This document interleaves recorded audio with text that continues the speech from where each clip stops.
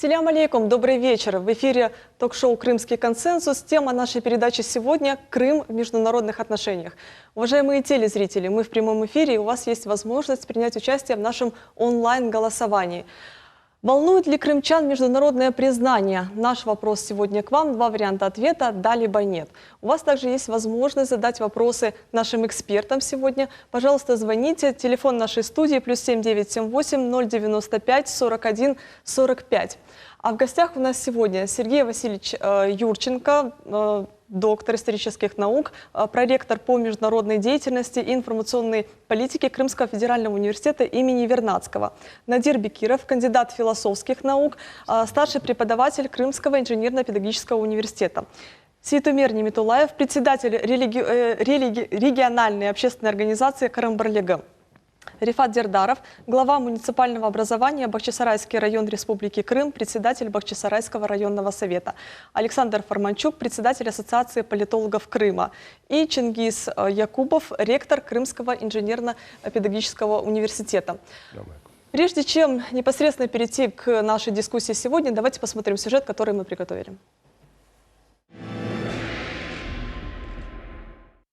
Крым всегда привлекал интересы различных держав, империй, блоков. Выгодное географическое расположение и выход к морю сделали полуостров регионом пристального внимания ключевых игроков на международной политической арене. Вспомним о соперничестве Российской и Османской империи в XVIII веке за преобладание над Северным Причерноморьем, о русско-турецких войнах, о Крымской войне.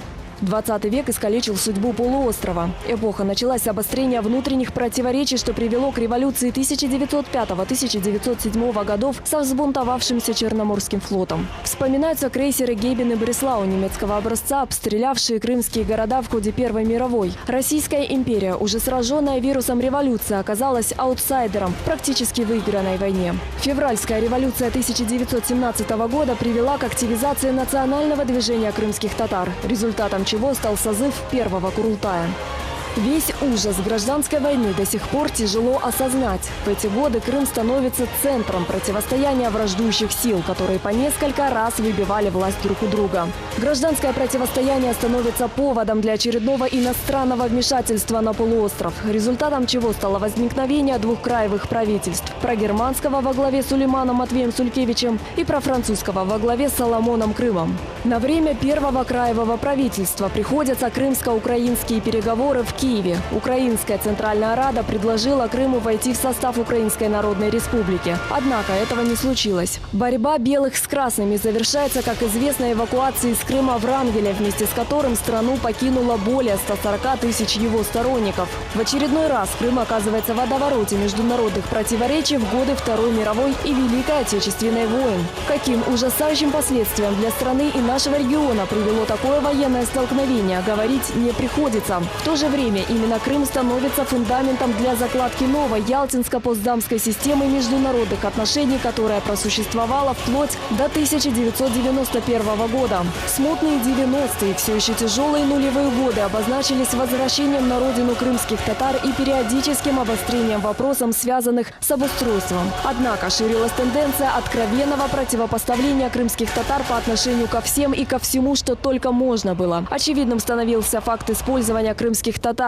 Нет, даже не в региональных, а в глобальных целях. Историческое возвращение Крыма в состав России в 2014 году буквально взорвало информационное поле, и с ним вместе подорвали все стратегические планы НАТО относительно Черноморской военной базы. Затем последовали санкции, изоляции, блокады, призывы к войне, к террору, угрозы и ненависть. Градус противоречий между двумя президентами, казалось бы, достиг максимума за долгие десятилетия. Но вот уже буквально через 2,5 года с новыми лицами в международном политикуме появляется надежда на восстановление баланса сил и есть запрос на сохранение статус-кво относительно Крыма. Прежде всего, это связано с именем нового президента Соединенных Штатов. Насколько я слышал, жители Крыма предпочитают быть с Россией, а не там, где они были.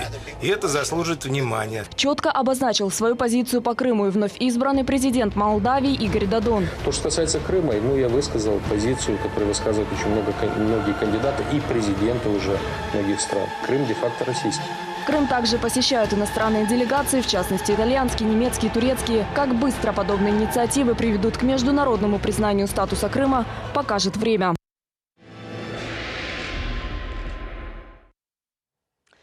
Главной новостью сегодня, безусловно, является ежегодное обращение президента к Федеральному собранию. Традиционно в рамках этого формата президент обращает внимание на самые ключевые аспекты жизни государства, и в частности на международные отношения. Сегодня также он высказался по этому поводу. Давайте посмотрим реплику президента касательно внешней политики государства.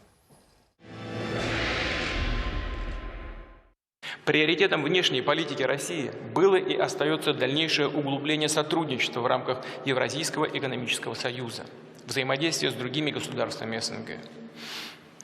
Серьезный интерес представляет и российская идея формирования многоуровневой интеграционной модели в Евразии, большого евразийского партнерства. Мы уже начали ее предметное обсуждение на разных международных и региональных уровнях. Убежден, такой разговор возможен и с государствами Евросоюза, в которых сегодня растет запрос на самостоятельный, субъектный политический и экономический курс. Мы видим это по результатам выборов. Огромный потенциал сотрудничества России с Азиатско-Тихоокеанским регионом показал прошедший в этом году Восточный экономический форум. Я прошу правительство обеспечить безусловное исполнение всех принятых ранее решений по развитию российского Дальнего Востока. И вновь подчеркну, активная восточная политика России продиктована отнюдь не какими-то там конъюнктурными соображениями сегодняшнего дня, не охлаждением даже отношений с Соединенными Штатами Америки или Евросоюзом, а долгосрочными национальными интересами и тенденциями мирового развития. В нынешних непростых условиях одним из ключевых факторов обеспечения глобальной и региональной стабильности стало российско-китайское всеобъемлющее партнерство и стратегическое сотрудничество. Оно служит образцом отношений миропорядка, построенного не на идее доминирования одной страны, какой бы сильной она ни была, а на гармоничном учете интересов всех государств. Сегодня Китай выходит на позицию крупнейшей экономики мира. И очень важно, что с каждым годом наша взаимовыгодная кооперация пополняется новыми масштабными проектами в разных областях: в торговле, в инвестициях, энергетике, высоких технологиях. Важнейшим направлением внешней политики России является и развитие особо привилегированного стратегического партнерства с Индией. Результаты прошедших в октябре в Гоа российско-индийских переговоров на высшем уровне подтвердили, что у наших стран огромный потенциал для углубления сотрудничества в самых разных областях.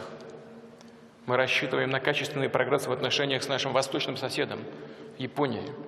Приветствуем стремление руководства этой страны развивать экономические связи с Россией, запускать совместные проекты, программы. Готовы к сотрудничеству и с новой американской администрацией.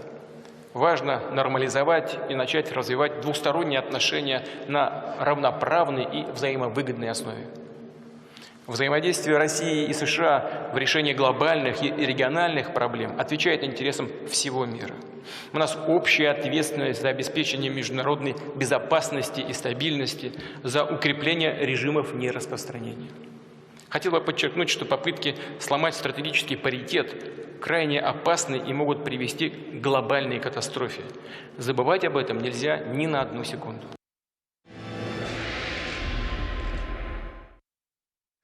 Александр Андреевич, как вы оцениваете вот такую политику президента на внешнем контуре?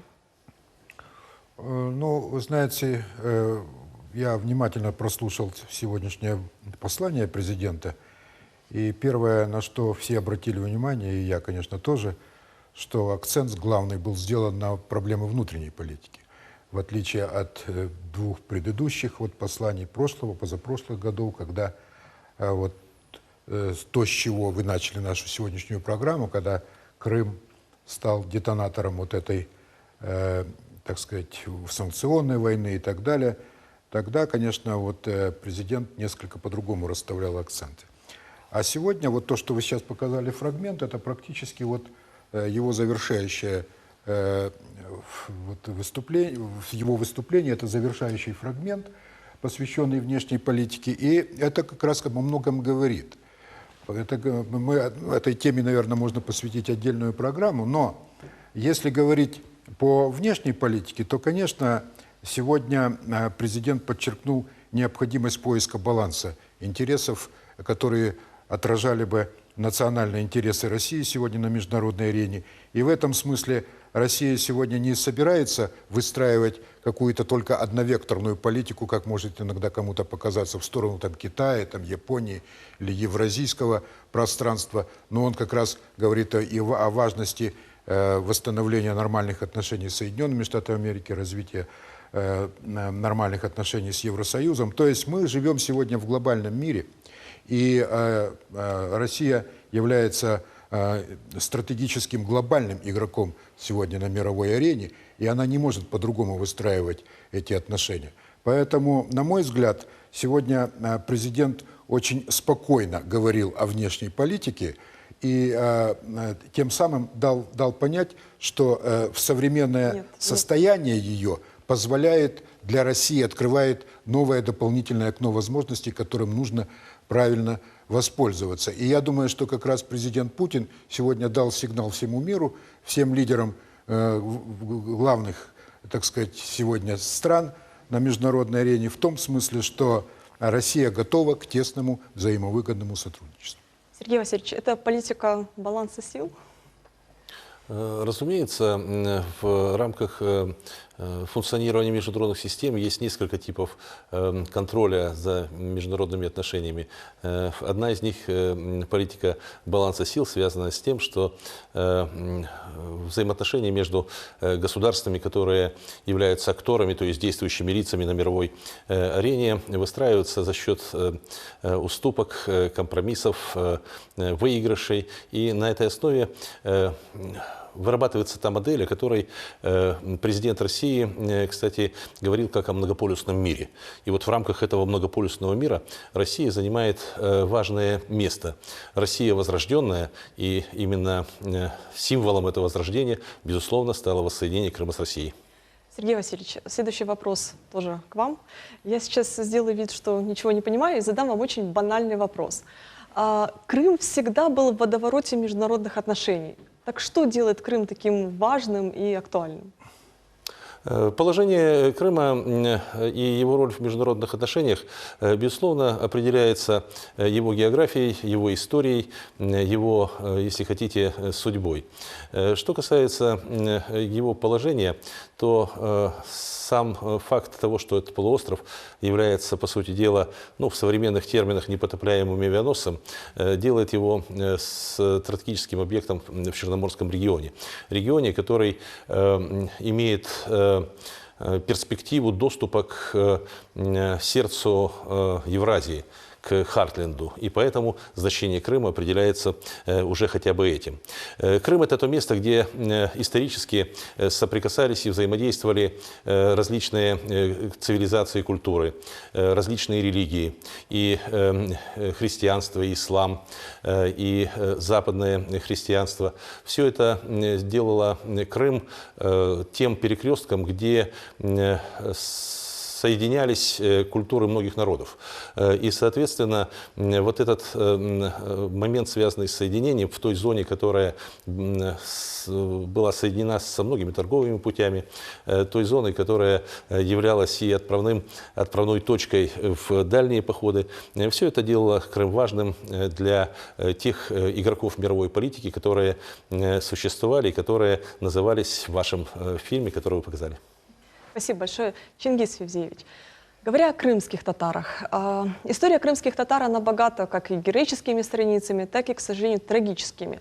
Как вы считаете, какой должна быть политика крымских татар, мировоззрение крымских татар, чтобы не оказаться в ситуации, которую называют между молотом и наковальней? Возвращаясь к вашему первому сюжету, хочу сказать, что Крым всегда был яблоком раздора. И судя по всему, что интерес к Крыму не будет ослабевать никогда. И политики будут бесконечно биться за Крым. Но главным в этой ситуации, я считаю, что каким будет внутренний мир самого Крыма, каким будет его нравственное содержание, какой будет его экономика и какой нитью, или я бы даже сказал канатом, какой целью будут объединены межнациональные взаимоотношения крымчан. В этой связи хочу сказать, что я, как руководитель образовательной организации, вижу свою миссию в том, чтобы закладывать те основы формирования наших будущих поколений в единстве, в любви друг к другу, в познавании культуры друг друга, в познавании языка друг друга. И вот на этой волне строить будущего Крыма. Конечно, принципы крымских татар здесь неизменны. Мы народ дружелюбный, народ гостеприимный. И я хочу сказать, что возьму на себя смелость, что многие крымские татары прекрасно знают русскую культуру, прекрасно знают русский язык. Ничем не хуже, чем, может быть, другие люди, проживающие в Крыму. Наш университет в этом плане проводит большую системную работу.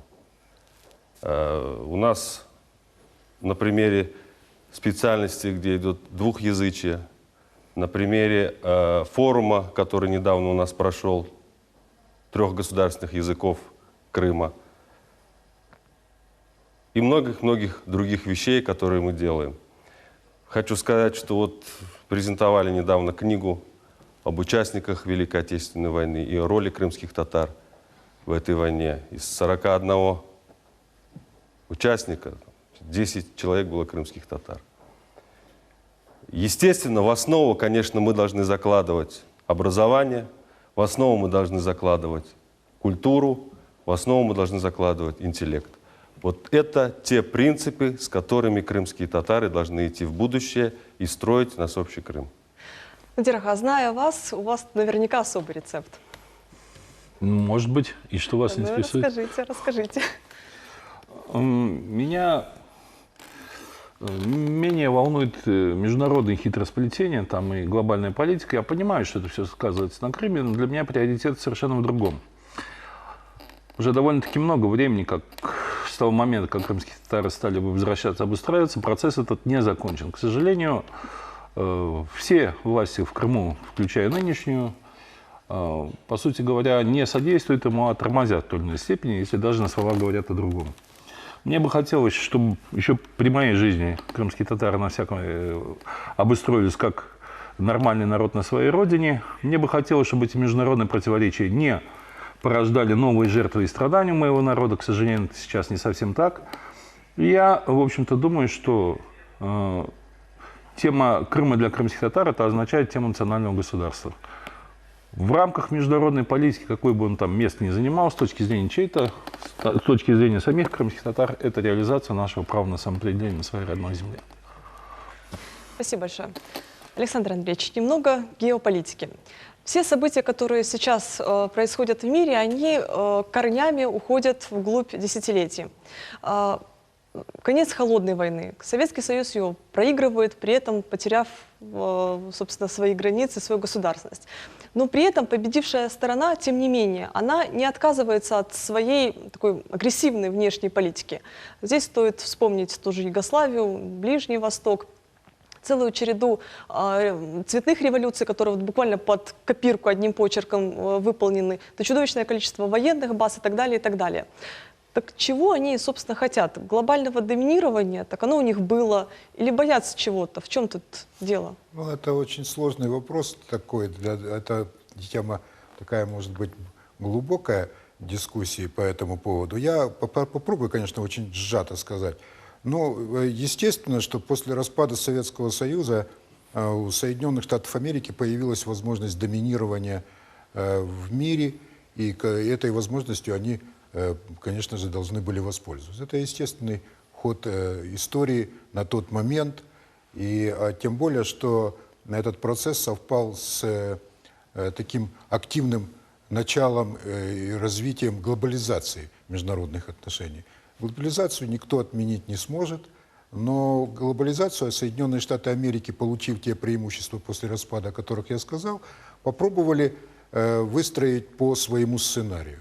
То есть они считали, что глобализация будет более полезной не только для Соединенных Штатов, но и для всего мира, если она будет развиваться по, так сказать, их сценарию, по их, то есть они заявили свое лидерство в мире, вот как стратегического игрока, который будет определять вот сам вектор этой глобализации. Ну, естественно, это многих устраивало до тех пор, пока вот знаменитая речь Владимира Путина в Мюнхене свела эти усилия на нет, в том смысле, что Путин заявил о том, что Россия не собирается, так сказать, действовать под чью-то диктовку, что она будет проводить самостоятельную внешнюю и внутреннюю политику, которая соответствует их национальным интересам. Путин это сумел сказать тогда, когда Россия начала, как говорится, решать свои вопросы, когда она оправилась от тех потерь вот 90-х годов вот, и так далее. Поэтому, то есть, другими словами, когда сама Россия начала демонстрировать возможность своего собственного влияния на мировые процессы. И вот отсюда и начался тот момент, о котором мы сегодня с сожалением говорим, момент противостояния между Соединенными Штатами и Россией, и разночтения, так сказать, вот, на все мировые процессы. Но сегодня ситуация действительно меняется. Об этом нужно говорить отдельно. Почему сегодня Путин и говорил спокойно о внешней политике? Потому что у Путина сегодня, будем прямо и откровенно говорить, появились дополнительные козыри для такой уверенности, и в том числе вот та ситуация, которая сегодня развивается в Сирии, в частности в Алеппо. Я, например, убежден, что это вопрос уже нескольких, может быть, максимум недель, что это закончится до Нового года, скорее всего, так сказать, эта ситуация в Алеппо. Но как раз вот здесь и возникает то, о чем сегодня дал понять Путин, что если в мире понимают важность сохранения, так сказать, основ и построения нового миропорядка, основанного на, так сказать, согласии, основанного на балансе, так сказать, интересов, на многополярном мире, то тогда, наверное, вот как раз сегодня и наступает такой практический момент. Спасибо большое. Сергей Васильевич, аналитик крупного американского издания Foreign Politics Пол Миллер отметил в одной из своих публикаций, ну, стоит сразу отметить, что это не российский агент, это не агент Кремля, это человек с очень жесткой антироссийской политикой. И тем не менее, в одной из своих недавних публикаций он отмечает, что сейчас Российская Федерация находится в самом выгодном международном положении со времен, на секундочку, Второй мировой войны. Вы разделяете эту точку зрения? Я разделяю эту точку зрения в том смысле, что по сравнению с 90-ми годами 20 века Российская Федерация обрела новое качество. Двигаясь по траектории от, по сути, потерявшего суверенитет и колониального государства через корпорацию Россию к великой державе, Россия, безусловно, проделала за эти 2 десятилетия очень серьезный путь. И ее позиции значительно укрепились, как одного из могущественных центров силы в современном мире. Если сравнивать ситуацию с какими-то предыдущими эпохами, конечно, нужно понимать то, что Российская Федерация – это не союз советских социалистических республик. И в этом отношении это сравнение, по всей видимости, не совсем корректно. Но общая тенденция, на которую указывает американский политолог, я полагаю, справедлива. Спасибо большое. У нас тут 2 политолога, поэтому у нас сейчас геополитический блок, поэтому, с вашего позволения, мы сосредоточимся на 2 наших экспертах. Возвращаясь к цитатам. Цитата, которая буквально вот взорвала информационное пространство на медне. Сейчас в контексте того, что вот новому президенту Соединенных Штатов Америки все буквально раздают советы, так или иначе, вот к этой группе товарищей, которые раздают советы, решил присоединиться и министр обороны Великобритании Майкл Феллон. В частности, приведу его цитату. «Следует различать предвыборную риторику и то, что делается на практике. На практике каждая американская администрация всегда находилась в противостоянии с Россией. Мы не говорим, что не следует вести с Россией диалог, но с ней не следует обращаться так, как обычно, как с равным партнером». Это цитата Феллона из интервью радио BBC. Александр Андреевич, вам не кажется, что это какая-то колониальная риторика? Не, ну это риторика, она в традициях английской внешней политики, к сожалению. И здесь мы ничего такого нового не видим. Она была, если вспомнить Уинстона Черчилля и его невероятные кульбиты, я считаю, как и гениальные, так и с точки зрения того, что мы были союзниками в той войне, которая всем известна. Но были и врагами, если вспомнить его там фултонскую речь и так далее. Так более жесткие. Поэтому, в общем-то, если на это нужно смотреть спокойно, на мой взгляд.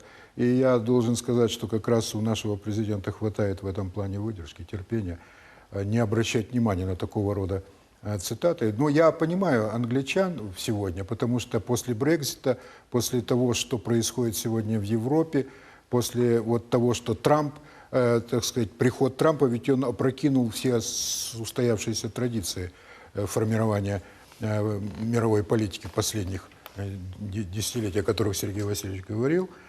Вот, поэтому, ну, в общем, сегодня каждая из этих стран, из этих игроков пытается слать свои сигналы Трампу. У Трампа есть еще время. Вот сегодня у нас только 1 декабря, да, он приступит к своим обязанностям 20 января. Вот многие пытаются вот какие-то сигналы слать, в том числе, кстати, Украина тоже сегодняшними учениями. Поэтому, ну, как бы вот к этому надо относиться, я считаю, спокойно. У нас сейчас небольшая реклама, вернемся очень скоро.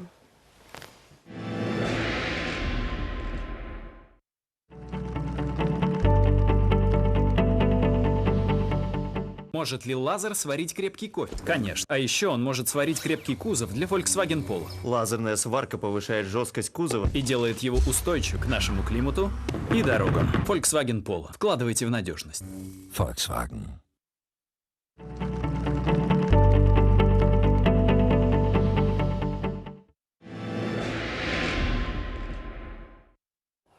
Уважаемые эксперты, прошло 2,5 года, ну чуть больше, с того момента, как Россию буквально объявили обструкцию. Да, вот ключевые мировые державы, международные организации. Но прошло чуть более 2,5 лет, и тем не менее ситуация меняется. 2,5 года – это очень короткий срок для истории. Меняется она, это изменение связано с новыми именами в качестве лидеров европейских и американских держав. Прежде всего здесь на ум приходит, конечно, Молдавия, значит, Болгария. Очень интересно сейчас события разворачиваются во Франции. Одним из таких явных кандидатов Франсуа Фийон, который очень конструктивно относится к нашей стране, к Российской Федерации. Но тем не менее главные перемены, вот главной новостью на этом треке, конечно, стала победа Трампа. Вот в этой всей истории интересно было наблюдать за реакцией прежде всего мировых лидеров и журналистов, которые буквально незадолго до этого все без исключения предрекали победу Клинтон. Больше всего, на наш взгляд, здесь отличилось одно из крупнейших изданий немецких, Der Spiegel. И вот сразу после победы Дональда Трампа они вышли вот с таким заголовком и, собственно, с таким изображением на титульной странице. Да, собственно, на этой главной обложке изображен Дональд Трамп, победивший кандидат в президенты Соединенных Штатов Америки. И он изображен в качестве гигантской огненной кометы, которая с огромной жадностью мчится на наш маленький беззащитный земной шарик. Вот, собственно, как обложка это выглядит. Но здесь примечательно даже не само изображение, сколько надпись над этим изображением, а именно «Конец миру, который мы знали». Сергей Васильевич, это действительно вот эти события означают какую-то глобальную трансформацию международных отношений? Уважаемые коллеги, мне хотелось бы поразмышлять о том, что, наверное, при всей значимости Соединенных Штатов Америки в современном мире они остаются сверхдержавой, это несомненно, но происходит диффузия мощи сверхдержавы. И в этом отношении возможности Соединенных Штатов ограничиваются. Соответственно, те люди, которые приходят к власти в Белый дом, в данном случае это Дональд Трамп, наверное, не должны нас отвлекать от тех проблем, которые сосредоточены сосредоточен у нас дома. И когда я смотрел фильм, который был показан в начале программы, и приводились там слова Трампа о Крыме, слова Додона о Крыме, я подумал о том, что, конечно, нам важно знать реакцию международного сообщества на наши проблемы, на наш статус, но гораздо важнее, что мы делаем сами для себя, как мы видим сами себя. И в этом отношении я полагаю, что важнее слова президента Путина о том, что Крым – это часть России, и вопрос закрыт. Соответственно, те различные точки зрения, которые приводятся и в западной прессе, и в числе западных политологов, они, по сути дела, оттеняют одну проблему. Да, мир меняется, это безусловно. И приход Трампа – фигуры неординарной, фигуры, которая во многом отличается и от того, что было в послевоенный период, и от Трумэна, и от Эйзенхауэра, и от Кеннеди, и от Джонсона, и других американских президентов. Говорит о том, что многое меняется внутри американского общества, и многое меняется в связи с положением Америки в мире. Но эти изменения, они говорят о том, на чем должна сосредотачиваться наша страна, наша Россия. И я думаю, в этом главный вопрос. Спасибо большое. У нас есть телефонный звонок в студию. Мы вас слушаем. Готовлюсь. Говорите, пожалуйста. Здравствуйте, Фаргат Абиджан, социолог из Казани. Меня слышно, да? Слышно, слышно. Говорите, пожалуйста. Ага. Я по теме передачи «Волнует ли крымчан международное признание?». Но оно, я думаю, их должно волновать не в эстетическом плане, а в конкретном, в практическом. Что оно конкретно дать, это международное признание. И кому оно может дать? Аксенову, там, властям или конкретно каким-то этническим группам. Вот конкретно крымские татары ждут это международное признание. Нужно ли оно им? И если нужно, то зачем? А если не нужно, то почему оно не нужно? Я думаю, вопрос надо ставить конкретно. Я хотел бы этот вопрос обратить к уважаемому Надиру, которого мы в Казани знаем и уважаем. Поэтому, надеюсь, он просветит по этой тематике. Для чего практически, что практически ждут крымчане и конкретно крымские татары от международного признания? Нужно оно им или не нужно? Да, если вот говорить конкретно о Крыме, как о регионе России. Понятно. Понятно. Надир, ага, просвещайте. Ну, я хотел бы прежде всего согласиться отчасти с коллегой Юрченко относительно того, что для меня, например, гораздо важнее, что происходит здесь, в Крыму, и происходит прежде всего с нами, с крымскими татарами. Поэтому для меня международное признание там между глобальными державами или игроками, дело даже не второе, может быть, а там куда-то дальше, 6-е, 9-е. Для меня самое важное, что проблема крымских татар, она зависла и практически она идет как пинг-понг от власти к власти, которая до тех пор, пока владевает Крымом там, или приходит здесь, начинает лидировать, она что-то там заботится о крымских татарах, говорит о них, там, противопоставляет политике прежней власти, потом все меняется и становится, меняется лидер, меняется власть, а отношение к крымским татарам сохраняется прежним. Поэтому для меня, например, важно не международное признание, а признание крымских татар в качестве народа, признание его права на самоопределение, обеспечение его прав в Крыму, по чьей бы юрисдикции, по чьей бы власти он ни находился. А вот эти глобальные игроки меня интересуют постольку-поскольку. Есть о чем разговаривать им между собой, пусть разговаривают, договариваются. Для меня важно то, что у нас здесь, к сожалению, даже вот последняя власть тоже, идя сюда как бы к новому режиму, к новому порядку, бывший еще Верховный Совет Крыма принял неотмененное, кстати, по сей день постановление об обеспечении прав крымско-татарского народа, когда потом произошли соответствующие перемены, нам просто в лицо сказали, что, знаете, мы вас, по сути, обманули. То есть мы не собираемся это выполнять. Мы это написали, потому что в тот момент там нам надо было, а нет. И интересная ситуация, что есть Конституция Республики Крым, которая совершенно не согласуется с этим неотмененным постановлением. В Конституции записано 3 государственных языка, реально используется в качестве государственного только русский. Поэтому вот эти все глобальные разговоры, они меня очень мало задевают, так же, как, я думаю, большинство крымских татар. Самое важное для нас то, что наши права не обеспечены и не собираются их обеспечивать, в том числе в рамках законодательства России, где, скажем, закон о реабилитации репрессированных народов, который еще в 1991 году был принят и в той или иной степени реализовался в отношении других репрессированных и депортированных народов, в Крыму и не ночевал даже. Поэтому вот эти общие противопоставления, они мне интересны поскольку будущее моего народа связано не с Китаем, не с Японией, не с многовекторностью политики, а связано с тем, как, кем, в какой мере соблюдаются наши права здесь. Спасибо большое. Александр Андреевич, вернемся к вопросам глобального характера. Тут Надир поднял такие серьезные вопросы, на которые, наверное, надо отвечать. Хорошо, давайте Потому продолжим. что мне не совсем понятно, а как тогда указ президента о репрессированных? Знаете, если говорить, что не решается ничего, Знаете, у меня такое ощущение, что вы его готовили.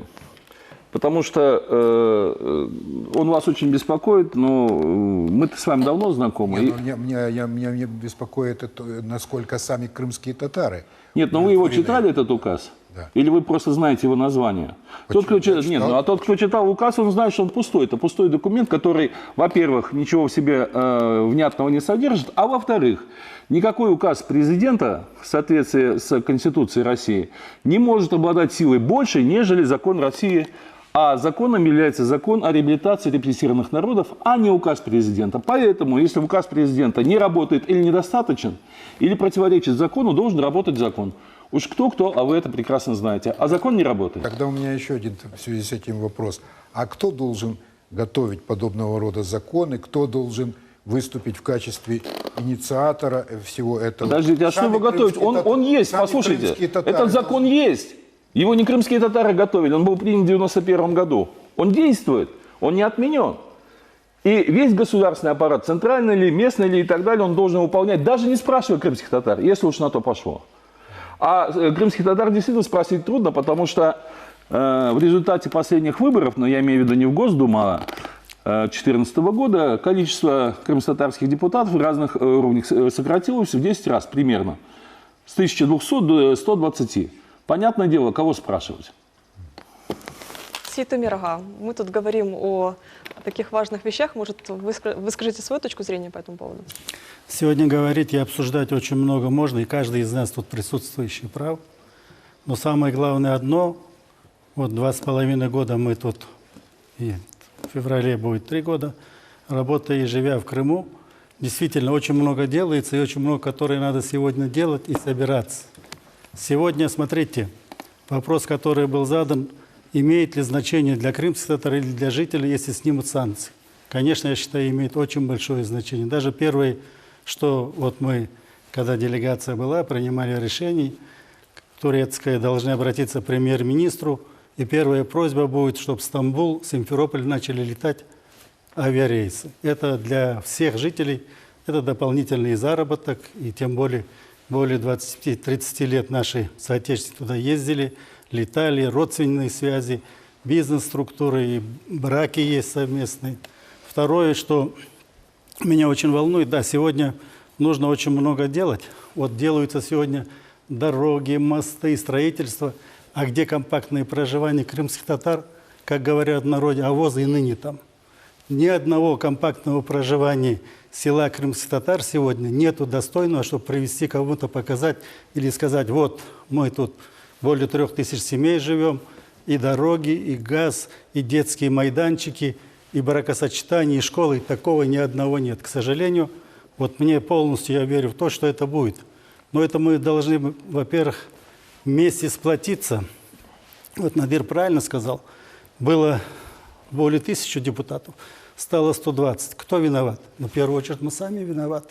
Если мы не пошли на выборы, за меня же кто-то другой голосовать не будет. Абсолютно. Понимаете? И мы всегда говорим, только путь, когда выборы будут в 2018 году, в 2019, если мы обратно будем бойкотировать, нас не 100, нас 12 человек будет. Поэтому вопросов очень много, и каждый из нас прав. Чингис Февзиевич, говоря о крымских татарах, Украина страна, мягко говоря, очень беспокойная. Много чего можно вспоминать. И первый Майдан, куда крымских татар затянули, большая часть крымских татар тогда поддержала Ющенко в противовес большинству населения Крыма. Второй Майдан, и мы помним, чем это все завершилось. Ну, опять-таки, сейчас люди, которые решили жить на территории Украины, они активно пропагандируют мысль, что Украина – это политическая родина крымских татар. Что это вообще за понятие такое? И может ли быть у крымских татар какая-то политическая родина и еще и вот своя родная? Помимо исторической. Да, помимо исторической. Родина есть родина. Для нас Крым, в самом этнониме крымские татары заложено уже то, что Крым – это наша родина. Поэтому Крым – наша родина. Мы здесь живем и будем дальше продолжать жить, развиваться и расти в единстве с другими народами. И наша общая задача – делать Крым лучше и привлекательнее. И сделать его одним из лучших субъектов, ну, или регионов, как сейчас говорят. Конечно, говоря об Украине, тут, мне трудно тут рассуждать, понимаете, я не являюсь политиком. Я хочу сказать одно, что самое важное, и здесь это неоднократно прозвучало, как мы сами, крымское общество, как мы будем себя позиционировать в мире. Это одна из самых главных задач, и это я вижу только через воспитание молодежи, через воспитание нашего будущего поколения. И вот это наша главная задача. Рифат Бей. И вообще какие-то, вы знаете, какие-то вот прилагательные вот приставки к родине, мне кажется, и вот эта дифференциация там политическая, еще какая-то, это какие-то спекуляции, мне кажется, на тему Родина. Поэтому Родина, она есть Родина. Для нас Родина Крым. Спасибо. Рифат Бей. Я вот добавлю к этому вопросу, знаете, вот вспомню 88 год, 1980, когда крымские татары поехали в Крым. Мы все говорили, куда в Крым, куда в Крым.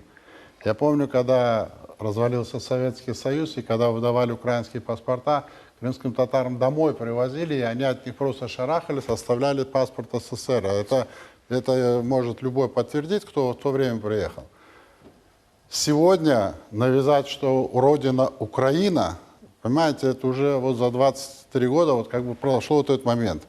Но в любом случае, знаете, что бы они там и не говорили, что вот у нас родина Украина, если ковырнуть историю, хоть куда вы зайдите, у нас никогда не было в истории, что наша родина, крымские татары, это Украина. Понятно, вот это АТР сильно сделал это, внес, да, вот как бы ушел. И вот есть ряд людей, которые вот сегодня бросили отсюда, некоторые даже убежали, да, вот в прямом смысле. И сегодня оттуда говорят, и сегодня вот они доминируют народом, им льют в уши разные эти, такие толкования. Но было же время, когда они отказывались получать украинский паспорт. Вот хочется этим глазам посмотреть этим людям сегодня в глаза, которые говорят, наша родина Украина. Спасибо большое. Уважаемые телезрители, хочу вам напомнить, что у вас есть возможность задать вопросы в прямом эфире нашим экспертам. Телефон нашей студии +7 978 095 41 45. Надир ага, в последнее время все внимание было уделено каким-то глобальным вопросам, выборам в США, европейским выборам. Скажите, пожалуйста, в самих Соединенных Штатах Америки с правами человека, с правами народов все в порядке? Да, конечно, нет. У меня довольно большой опыт общения. Когда-то я это вживую делал, сейчас, к счастью, есть интернет, возможность переписываться, переговариваться. У меня десятки друзей по всему миру, в том числе в Соединенных Штатах, и десятки, в том числе, представителей коренных народов Соединенных Штатов. И вот буквально на фоне того, что весь мир следил за выборами, кто победит, Хиллари Клинтон или Дональд Трамп, со всеми там прогнозами, ожиданиями, противоречиями и так далее. В общем-то, никто не смотрел на то, что уже больше 2 месяцев идет акция протестов в штате Северная Дакота, который, собственно, получил, так же, как Южная Дакота, имя по коренному народу этих мест. Дакота или еще Сиу, они известны, которые, по территории которых, по остатку территории которых из этих 2 больших штатов, прямо по их кладбищам тянут федеральный нефтепровод. И там объединилось, я не знаю, огромный лагерь протестующий. Десятки племен, представителей съехали сюда, представители правозащитных движений, экологических движений. Почему? Потому что проведение этого трубопровода нефтяного, он не только оскорбляет и нарушает права индейцев.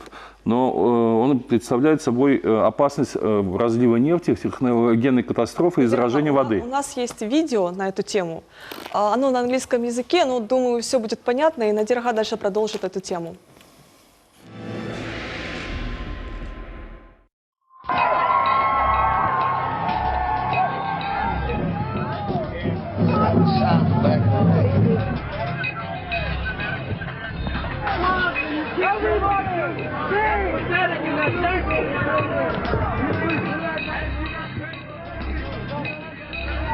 Open. Oh, I know, it hurts. You gotta keep it open or I can't get it out, brother.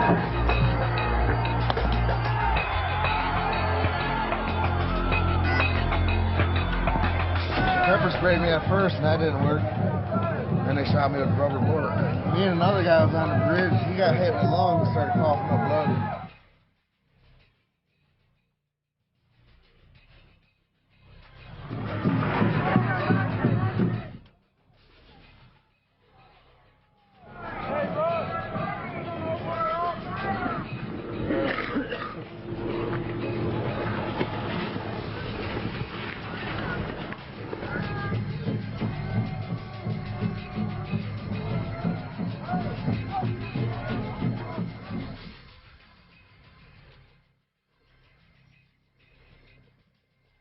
There's ciclo burial grounds over this hill right here. There's 12 of them, and they're disrupting our ancestors.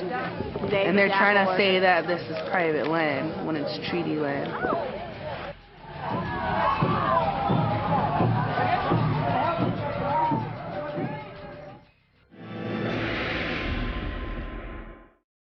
Да, случись такое в любой другой стране, я думаю, все мейнстримовские средства массовой информации уже об этом бы трубили.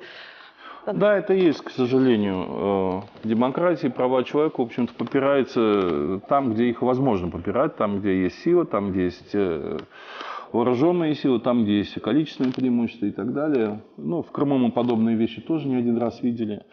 Просто я хочу, чтобы все понимали, что судьба малых народов на фоне глобальной политики мало кого беспокоит, кроме них самих. И в России, к сожалению, подобные ситуации тоже. Прямо сейчас, неделю назад, представитель Шорцев, выступая в ООН, госпожа Тангашева, говорила о том, что открытые карьеры, через которые добывается уголь, разрушили практически 2 села шорских, и никто с ними считаться не хочет.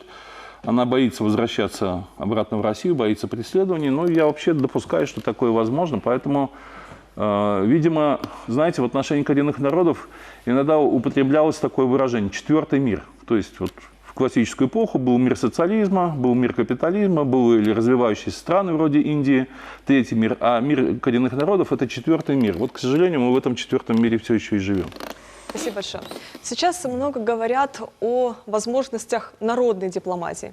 И прежде всего это связано с тем, что в марте этого года была создана Черноморская ассоциация международного сотрудничества, которая стала непосредственной частью Всероссийской ассоциации международного сотрудничества. У нас есть видео второй конференции, которая называлась «Крым в современном международном контексте». Проходила эта конференция в Ялте. Давайте вспомним, как это было.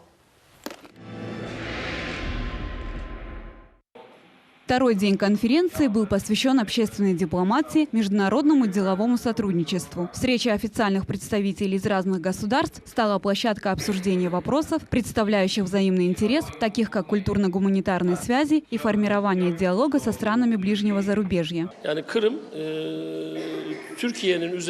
В скором времени для Крыма откроются новые возможности. Все крымчане смотрят с большой надеждой в будущее. И я уверен, что они будут счастливы, и экономика Крыма будет развиваться. На пленарном заседании «Общественная дипломатия против блокады Крыма за развитие международного сотрудничества» с докладами выступили представители Болгарии, Греции, Казахстана, Китая, Турции, Франции и других стран. Учредитель Крымско-Татарского исторического музея-заповедника Гулливер Альтин рассказал о новых проектах и предложил создать международную площадку и в Бахчисарае. В работе конференции приняли участие и студенты крымских вузов.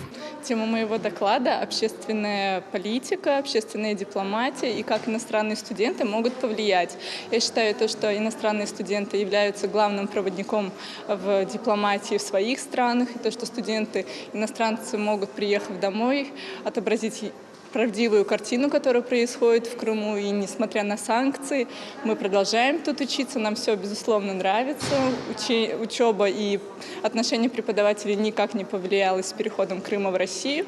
К нам все также добродушно относятся, так что мы очень рады и постараемся внести свой вклад в развитие Крыма. Представители 10 стран предложили создать Международный молодежный центр по развитию общественной дипломатии. На сегодняшний момент мы утвердили концепцию Международного молодежного центра и создали рабочую группу, которая будет заниматься непосредственно реализацией, сначала выработкой и реализацией плана действий на 2016-2018 год. Площадкой первоначально будет выступать Крымский федеральный университет, поскольку 50 стран представлены в университете и 3000 иностранных студентов. Мы являемся представителями наших стран из разных точек мира, в том числе и санкционных, так сказать, стран. Я считаю, что большие вещи, большие заслуги могут осуществиться только маленькими шагами. И так как молодежь – это будущее, я верю, я оптимист, я считаю, что мы можем что-то как-то в это, как-то повлиять на это. Я сегодня думаю, что это хорошая идея, чтобы мы вместе будем работать и показать Крым за всем миром, чтобы Крым – это хорошее место. Подводя итоги конференции, постоянный представитель Крыма Георгий Мурадов зачитал обращение участников международной конференции к мировой общественности. Предлагаем всем заинтересованным институтам гражданского общества рассмотреть возможность проведения в 2017 году первого международного конгресса за мир, безопасность и международное сотрудничество в Ялте, Республика Крым, Российская Федерация, и обратиться к руководству России и Республики Крым с просьбой о поддержке этой инициативы. После чего он и председатель национально-культурных автономий были торжественно награждены премией миротворца 2015 года. Сергей Васильевич, вы, если не ошибаюсь, член правления ассоциации. Да, мы входим в Черноморскую ассоциацию. Да, на что способна народная дипломатия? Она способна на многое, и мне приятно повторить те цифры, которые говорили студенты Крымского федерального университета из Узбекистана, из Греции, из Нигерии. Это 3000 иностранных студентов, это 50 стран, которые у нас представлены. Это 51 преподаватель, иностранец, который работает в Крымском федеральном университете. Ведь все это послы мира и взаимопонимания. И, естественно, в рамках народной дипломатии, то есть той дипломатии, которая осуществляется вне официальных органов, мы имеем целую массу возможностей. И мне хотелось бы особо отметить, что все мы стоим на плечах наших предшественников, наших великих предков. И большую роль играет сегодня, в том числе и в отношении Крыма, и санкционного режима по отношению к Крыму, позиция тех выпускников советских и российских вузов, которые проживают сейчас, соответственно, в своих странах. А я напомню эту цифру. Миллион выпускников, начиная с конца 60-х годов, были подготовлены в советских и российских вузах. Ведь это наши друзья, это те люди, которые с годами становятся министрами, становятся ректорами университетов, профессорами. И в этом отношении вот это те наши партнеры, которые помнят о своей учебе, помнят о своей жизни в нашей стране. И, соответственно, работа с ними, взаимопонимание с ними дает многие перспективы. Перспективы, связанные и с тем, что Крым преодолеет, несомненно, международные санкции как часть Российской Федерации, и с тем, что те люди, которые в Крыму проживают, будут иметь большие возможности для международного общения, и с тем, что будут признаваться документы об образовании, которые выдаются на территории Крыма, что является в данный момент проблемой, которую нужно разрешать.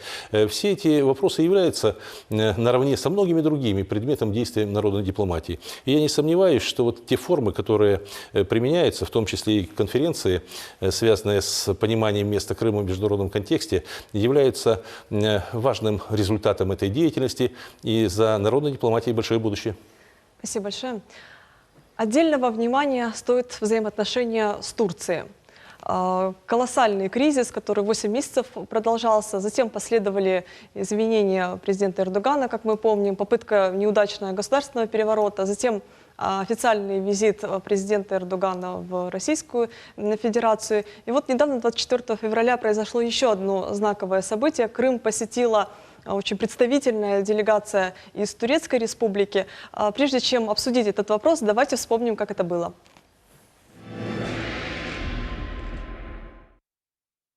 Почетных гостей встречали с 3 флагами – российским, крымско-татарским и турецким, как символ мира и прочных взаимоотношений между народами. Крымско-татарские общественники вручили делегатам памятные подарки. Иностранная делегация насчитывает около 30 человек. Глава турецкой делегации Хасан Чингис отметил, что день приезда представителей Турции в Крым войдет в историю. То, что показывают о Крыме западные телеканалы, кардинально отличается от того, что мы видим. Здесь очень теплая атмосфера. Нас гостеприимно встретили. Нас встретили представители нашего братского народа, крымские татары. Они рассказали, что довольны положением вещей на полуострове. В Крыму мир и спокойствие. В аэропорту гостей из Турции встречал и председатель общественной организации Крым-Барлиги и Общественного совета крымско-татарского народа Сейтумер Нимитуллаев. Он уверен, что делегаты воочию увидят истинное положение дел крымских татар в Крыму и опровергнут информацию, которую трактуют с Запада. Мы сегодня, крымские татары, все жители Крыма, мы сегодня одно целое, потому что у нас семья и наш общий дом – это Крым.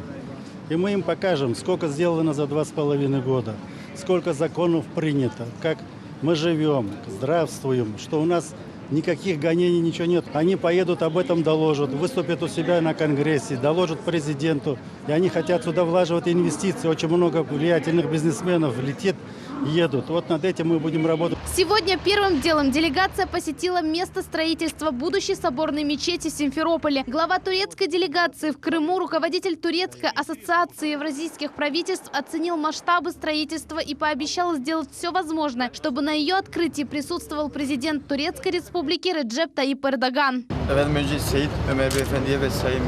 Во-первых, я хотел бы выразить огромную благодарность муфтию. Мы прекрасно понимаем, что соборная мечеть строится под патронатом президента Владимира Путина. Мы видим, что крымские татары здесь чувствуют себя нормально, и никаких притеснений тут нет. Мы видим, какое колоссальное строительство здесь идет. После этого гости из Турции возложили цветы к вечному огню. Стоит отметить, что глава делегации Хасан Чингис выразил глубокое соболезнование в связи с гибелью Олега Пешкова, пилота российского бомбардировщика Су-24, сбитого год назад в Сирии. Далее делегация отправилась в Совет министров, где провела встречу с министром экономического развития Республики Крым Валентином Демидовым. Представители турецкого бизнеса рассматривают Крым как трамплин на российский рынок и считают приоритетным вопрос восстановления морского и авиационного сообщения с полуостровом. А еще члены делегации уверяют, что в скором времени санкции Турецкой Республики в отношении России будут отменены. Наша делегация является первой делегацией. В ближайшее время в Крым прибудет еще официальная делегация. Одной из больших проблем являются санкции. И мы видим, что шаг за шагом вопрос о снятии санкций с Крыма в Турции решается. В свою очередь, министр экономического развития Республики Крым Валентин Демидов отметил, что визит делегации позволит создавать выгодные инвестиции на полуострове. Экономика первична, и конкретные дела, конкретные реализации бизнес-проектов, они сделают, так сказать, свое дело, и санкционный режим, который искусственно навязывается западными странами, он постепенно уйдет, и о нем все мы забудем, будем работать и развивать наши отношения. Глава Турецкой ассоциации евразийских правительств, доверенное лицо заместителя руководителя Генеральной дирекции безопасности Турции Хасан Чингис в ходе встречи с членами Президиума Государственного совета Крыма рассказал, что члены делегации не боятся уголовных дел, возбуждаемых против них на Украине. В этот кризисный период мы делаем общественную дипломатию, подвергаем себя рискам. Украина уже возбуждает дела против нас, но для достижения мира нужно быть смелыми, честными, занимать четкую и прозрачную позицию. Нужно быть либо черным, либо белым.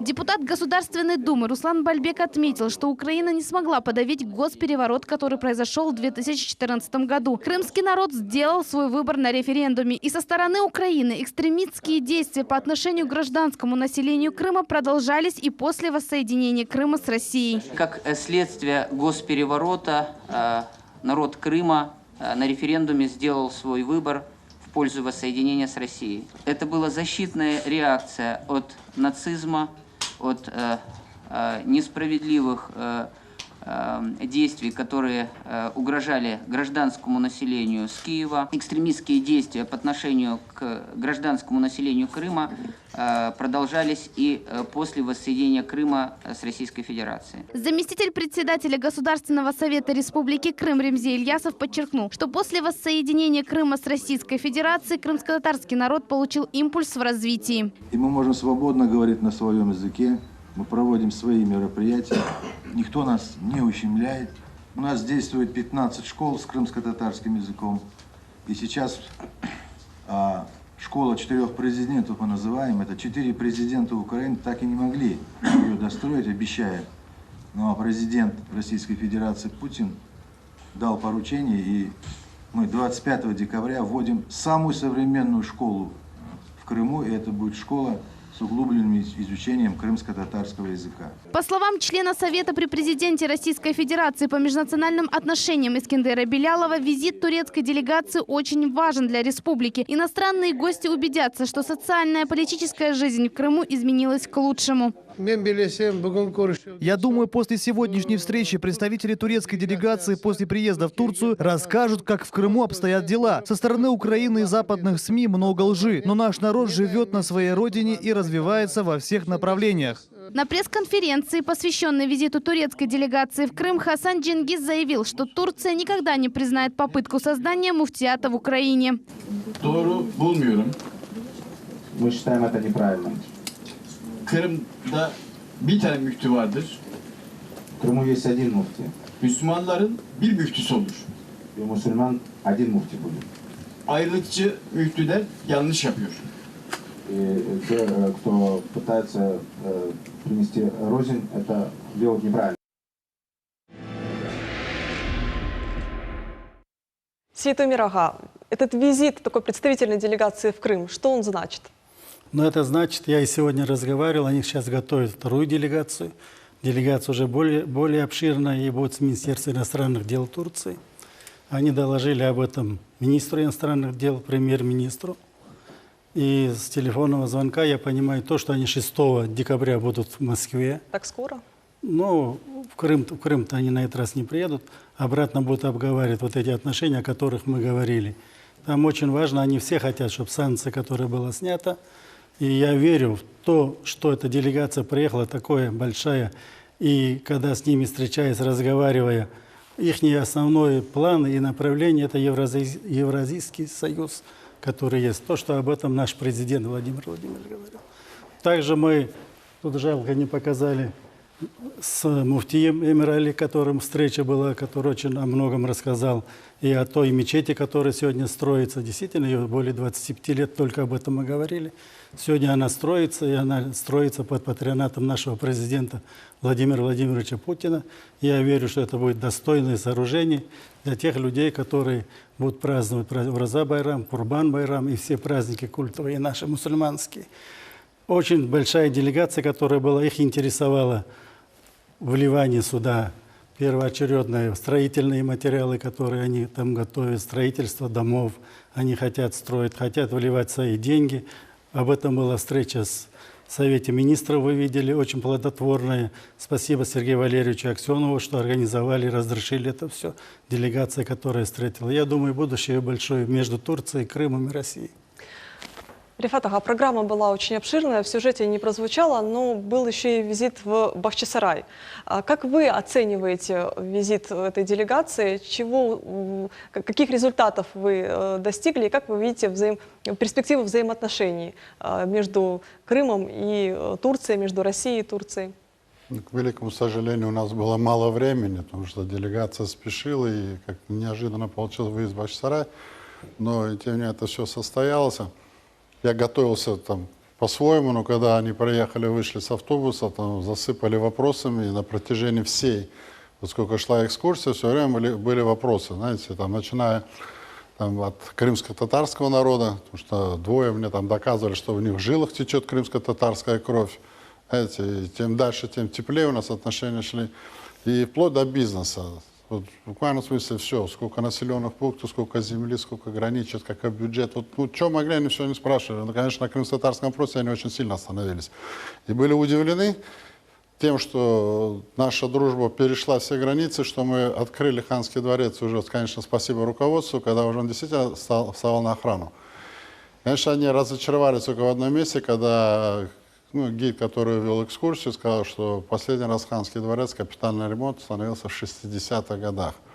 Знаете, для них это было удивление, как бы они говорят, как это так, мол, ну, в принципе, там, может, текущие какие-то работы шли, там, может, побелить, покрасить, но так серьезно, чтобы вот как сейчас вот подошло, правда, очень долго шло, но подошло все-таки этот ремонт, и он прошли, посмотрели мечеть Хан-Джами, и все павильоны, говорят, да, говорят, если сюда вложить деньги, говорят, действительно будет. По поводу санкций тоже улыбались, там, как бы говорили, да, вот моменты, да, мы тоже его не хотим. Конечно, ответ один, снимите. Начните ездить. Вот было же время, когда первый паром пришел от них, когда первый, тогда летайте, что вы? Вроде уже политика сегодня уже, ну, растворяется, уже более проще. Но единственное, что я, конечно, еще раз говорю, к сожалению, что времени было очень мало, их было там человек, наверное, 30, и хотя по 2, по 3 вопроса ответит каждому, кто-то сфотографируется, кто-то хочет что снять, что-то, знаете. Но, в общем, обстановка была очень теплая, потому что мы прощались долго, их уже с Ялты мне позвонили, говорят, давай отпускай быстрее, потому что дорога, да, еще. Приглашали в гости, и вопрос, когда крымский татар шел, я говорю, знаете, вот вам, чтобы понять крымский татар, просто надо прийти на свадьбу. И когда они задали вопрос о количестве, говорят, людей, вот сколько, говорит, у вас бывает на свадьбу, я им когда назвал количество, что 400, 500, они очень удивились об этом. Значит, ну, пообещали, если Ахметовцы они приедут, мы обещанное сделаем, и уже больше покажем район. Много, вот основной вопрос вот у них было по крымским татарам. Знаете, и вот в Ханском дворце много крымских татар работает сегодня, которые вели экскурсии, вот на эту тему шли, да. Потому что у меня это не первая делегация, которая приезжала, потому что все делегации, которые, наверное, приезжают в Крым, они все проходят через Башсарайский район, обязательно это Ханский дворец, чтобы они увидели. Это наш символ, безусловно. Рифат Ага, у нас есть телефонный звоночек, мы вас слушаем. Добрый вечер, говорите. Селям алейкум. Алейкум селям. Я смотрю очень внимательно вашу передачу. Садык Берберов, участник национального движения. И хочу задать вопрос Сейтумер Ага Неметулаеву. Дело в том, что вот на этой передаче он сказал, что практически нет ни одного поселка компактного проживания, который можно было бы как пример показать отношение к нашему народу, показать как пример делегациям, которые приезжают. Но тем не менее, встречая делегацию с Турцией, он дал им понять, что у нас тут все хорошо и у нас хорошие перспективы. Вот мне непонятно, как можно так говорить, и почему турецкая делегация сделала такой вывод, с кем она встречалась, и вообще изучала ли она эту тему, и так вот голословно объявлять, что они убедились, что у нас здесь все хорошо. Турецкая делегация первоочередно, когда приехали, я их встретил. Я говорю, куда вы хотите поехать? Они говорят, нас не надо никуда направлять, мы сами проедем и все увидим, с кем нужно встретимся. Первый вечер мы их встретили, как положено, гостеприимно, поужинали, все, ночью они уехали в Ялту. Второй день они ехали, когда сюда останавливались, встречались с местными жителями, которые на дороге торгуют фрукты и овощи. С ними переговорив, каждый сегодня надеется, но мы же с вами вместе все видим, насколько все строится сегодня. Действительно, сегодня хотим мы этого или не хотим, кто-то не хочет этого видеть. Надо видеть хорошее, а то, что сегодня компактное проживание или что-то, я верю в то, что газификация, вода, дороги, и это вся культурная сеть, которая должна быть, она вся будет строиться. Вот для этого мы вместе с вами должны работать и созидать. Эта делегация, которая приехала, это первый транш, который сегодня последует, вторая, третья, четвертая. Теперь они хотят прислать людей, ученую степень, которые имеют, люди, которые только в бизнесе по строительству, встреча будет с Эрдоганом, и тем более 24 числа была встреча с президентом Эрдоганом и нашим президентом Владимиром Владимировичем Путиным. То же самое говорили о том, что мы говорили тут в Крыму о встрече, как дальше строить и жить в Крыму и в Крымской Федерации. Сергей Васильевич, Организация Объединенных Наций. Организация создана для поддержания мира и безопасности. Для нас она особенная, потому что вот ее идеология, собственно, была рождена и была развита в ходе Ялтинской Крымской конференции 1945 года. Конечно. Если вспомнить начало нулевых годов, то наблюдался явный кризис Организации Объединенных Наций. Он был связан с целой чередой коррупционных скандалов и так далее, и так далее. Если вспомнить, на фоне каких событий, собственно, это происходило, то очень быстро можно понять, как говорят, откуда ноги растут. Это же как раз события, связанные с иракской кампанией. И это эпическое помахивание мензуркой Колином Пауэллом в Совбезе. Ну, санкцию им не дали, как мы помним. И Джордж Буш-младший отличается тем, что человеком является очень мстительным, как по отношению к журналистам, так как оказалось и к Организации Объединенных Наций. Но, тем не менее, ситуация выровнялась, и сейчас уже никто не сомневается, как это было в начале нулевых, об эффективности и необходимости этой организации. Как вы можете охарактеризовать ее важность и нужность на сегодняшнем этапе? Какие функции ООН сейчас выполняет? История Организации Объединенных Наций, которая, по сути дела, дала вот эту всю дальнейшую траекторию, была заложена в годы Второй мировой войны, как вы правильно заметили. И в Ялте 4-11 февраля на конференции Большой Тройки рассматривались вопросы, связанные с тем, как будет происходить голосование в Совете Безопасности, как будет действовать Генеральная Ассамблея, когда соберется учредительная конференция. Все эти вопросы были решены. И вот эта ситуация, связанная с войной, безусловно, дает нам некий ключ к пониманию роли Организации Объединенных Наций и в современном мире.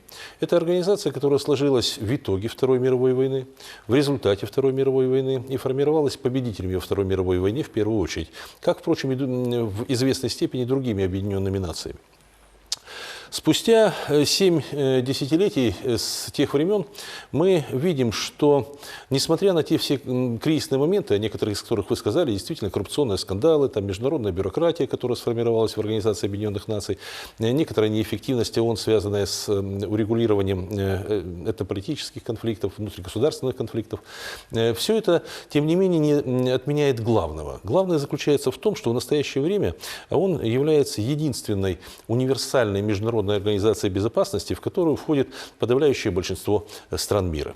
И в этом отношении, в этом и есть функция организации, главная функция Организации Объединенных Наций – не допускать ситуации, подобной той, которая произошла в 1939-1945 годах, и обеспечивать международную безопасность. Сейчас существуют различные варианты, связанные с модернизацией Организации Объединенных Наций. Например, дискутируется вопрос о расширении членов Совета Безопасности. И в этом смысле, наверное, какие-то процессы будут происходить. Но по факту это единственная универсальная организация. Ее значение подчеркивает российская внешняя политика. И, безусловно, ООН обладает огромным потенциалом, связанным с позитивным воздействием на международные процессы сегодня. Надир ага, у вас огромнейший опыт работы в международных структурах, в том числе и в Организации Объединенных Наций. Если не ошибаюсь, вы этой деятельностью стали заниматься сразу после возвращения в Крым. Если ошибаюсь, поправьте меня. Скажите, пожалуйста, вот в этот период вы были первым и единственным, кто курировал этот вектор, или там было как-то по-другому? Ну, я первый раз побывал в ООН в 1994 году, однако задолго до меня, еще в 70-е годы, там несколько раз участвовал в работе разных органов ООН ветеран нашего движения Айша Сейтмурадова. Потом долгое время приходилось этим заниматься мне, но однако я был тоже не единственный крымский татарин и вообще не единственный человек из Крыма, который там бывал. Это в том числе и представители Караимов, Крымчаков там бывали, там было несколько людей из крымских татар, включая, кстати, сегодняшнего вице-спикера Ремзи Ильясова. Вот. И, ну, в какой-то степени, да, основную тяжесть пришлось мне тогда нести. Мне даже повезло 6 лет быть экспертом. С 2003 по 2008 год назначен генеральным секретарем в ООН демократии, поэтому больше 2 сроков там быть в должности нельзя. Но я получил интересный очень опыт и огромное количество знакомств и знаний, которых не вычитаешь в учебниках. Да, я к чему, собственно, это спрашиваю. Дело в том, что вот эти инициативы внешнеполитические в ООН сейчас перехватили совсем другие люди. Речь идет о том, как вот совсем буквально недавно Третий комитет Генеральной Ассамблеи ООН по социальным, гуманитарным вопросам и вопросам культуры принял составленный Украиной проект резолюции о правах человека в Крыму. Собственно, имеет ли смысл такие инициативы со стороны Украины, когда Крым находится в составе другого государства? Ну, знаете, никто никому ничего не запретит. Никто тут никаких правил внутренних ООНовских не нарушал. Вот. Но любое государство может предложить проект любой резолюции, другое дело, будет она поддержана или нет. Но в данном случае я знаю, что в Третьем комитете Генеральной Ассамблеи как авторы резолюции расписались 41 государство, более 20 выступило против, около 70 поддержало, около 70 голосовало против. 15 декабря, насколько я знаю, будет голосование на Генеральной Ассамблее. И вот позиция Генеральной Ассамблеи, конечно, в данном случае более важна, чем позиция только одного комитета ее. Посмотрим, что будет. Так что это дает вообще крымским татарам? Ну, что дает крымским татарам?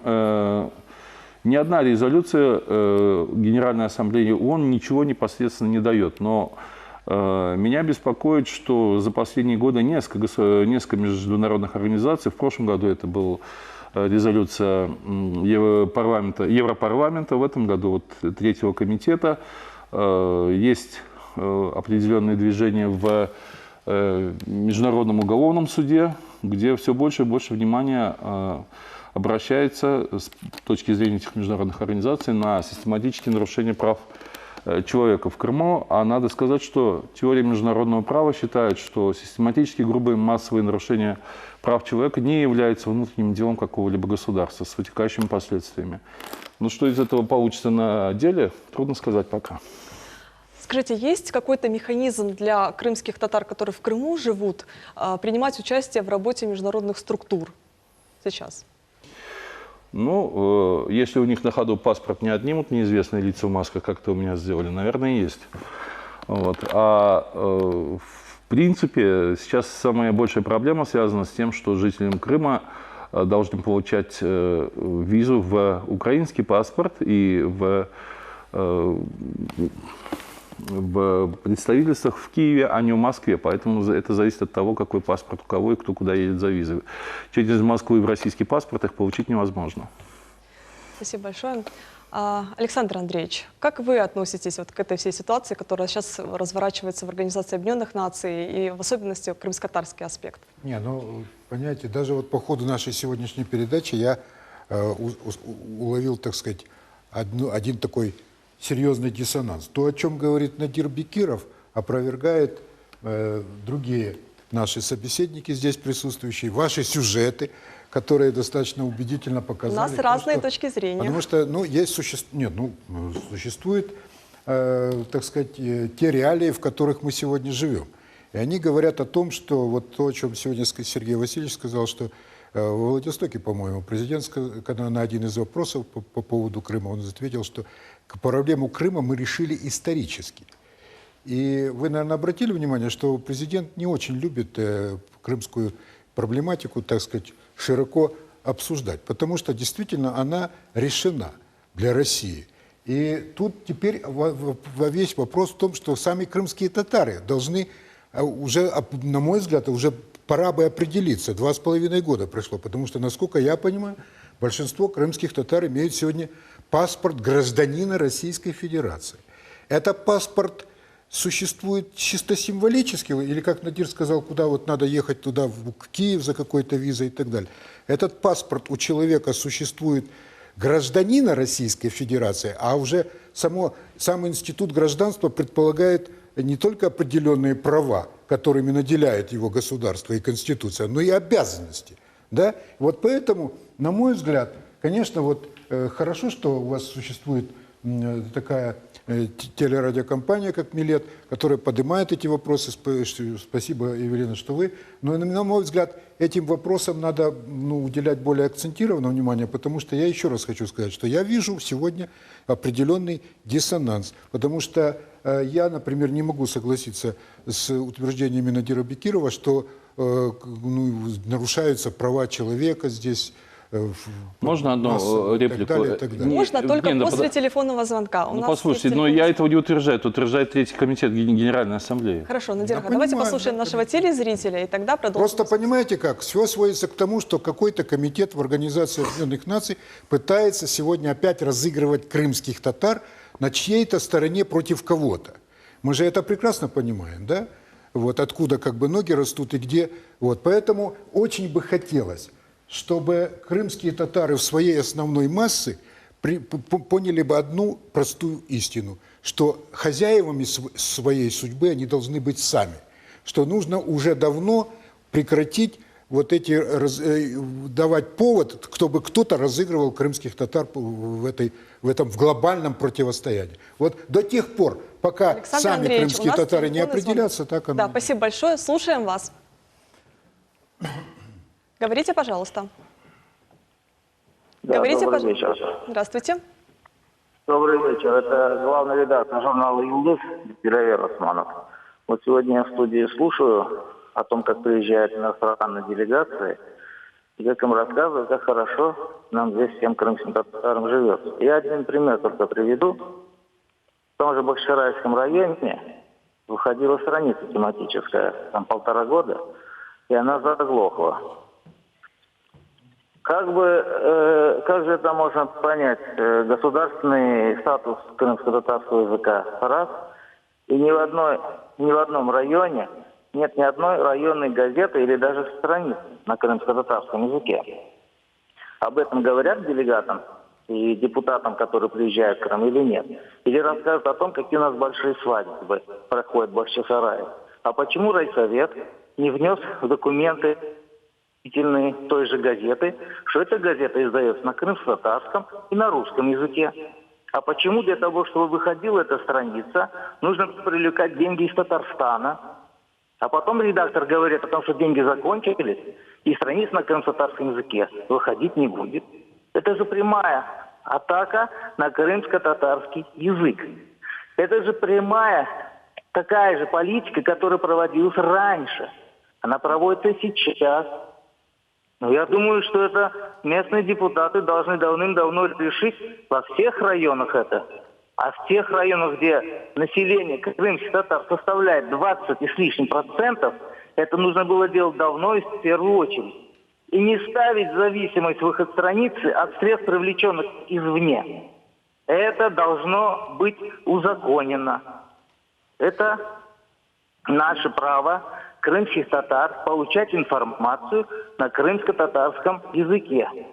Вы знаете, редактор этой газеты, я с ним говорил, говорит о том, что нужно 2 миллиона, чтобы выпустить эту страницу. 2 миллиона. Когда наша газета «Яна Дунья» и журнал «Юлдыз» в год имеют бюджет менее чем 4 миллиона. Вы пропорцию чувствуете? Вот надо чем заниматься. Да, мы вас услышали. Спасибо вам большое. Рифат Ага, пожалуйста. Я, насколько понимаю, этот наш вопрос ты задавал, он же хорошо владеет ситуацией. Но до конца не договорил то, что никто никогда 2 миллиона не говорил. И то, что деньги были привлечены, это было, все понимали, это в конце 2014 года, это началось при моей инициативе. Я разговаривал с руководством Татарстана и попросил для старта, чтобы было это, как бы исторически такое еще не было, что вкладыш «Слава труду», газета уже довольно-таки много лет, был вкладыш на крымско-татарском языке. И это началось. Но когда, как вы говорите, что главный редактор, это «Слава труду», говорит, что кончились деньги, ему нужны 2 миллиона, нет.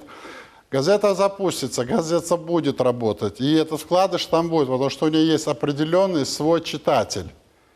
Так как в свое время тот как редактор, который вам сегодня такую информацию дает, он, может быть, где-то и сознательно не внес, что газета должна выходить в уставе на 2 языках.